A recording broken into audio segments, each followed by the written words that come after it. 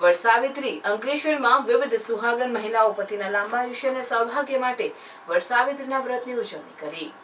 અંકલેશ્વરમાં વિવિધ મંદિરોમાં સૌભાગ્યવતી મહિલાઓ દ્વારા વટ સાવિત્રીના વ્રતની શ્રદ્ધાભેર ઉજવણી કરી હતી અને પોતાના પતિના લાંબા આયુષ્ય અને સૌભાગ્ય માટે દાંપત્ય જીવન સુખમય રહે તે માટે વ્રત રાખી વટ વૃક્ષની પૂજા કરી હતી।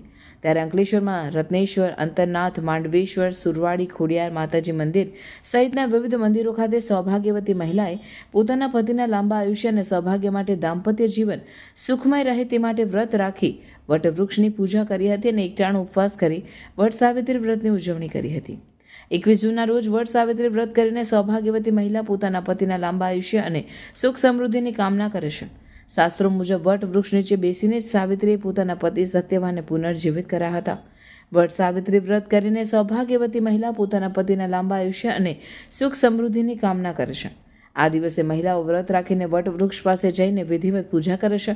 આ સાથે જ વટ વૃક્ષની પરિક્રમા કરે છે। ધાર્મિક માન્યતાઓ અનુસાર આમ કરવાથી પોતાના જીવનમાં આવનારી દરેક બાધા દૂર થાય છે અને સુખ સમૃદ્ધિ સાથે લાંબા આયુષ્યની પ્રાપ્તિ થાય છે। ત્યારે અંકલેશ્વરમાં રત્નેશ્વર, અંતરનાથ, માંડવેશ્વર, સુરવાડી, ખોડિયાર માતાજી મંદિર સહિતના વિવિધ મંદિરો ખાતે સૌભાગ્યવતી મહિલાએ પોતાના પતિના લાંબા આયુષ્ય અને સૌભાગ્ય માટે દાંપત્ય જીવન સુખમય રહે તે માટે વ્રત રાખી વટ વૃક્ષની પૂજા કરી હતી અને એકટાણું ઉપવાસ કરી વટ સાવિત્રી વ્રતની ઉજવણી કરી હતી।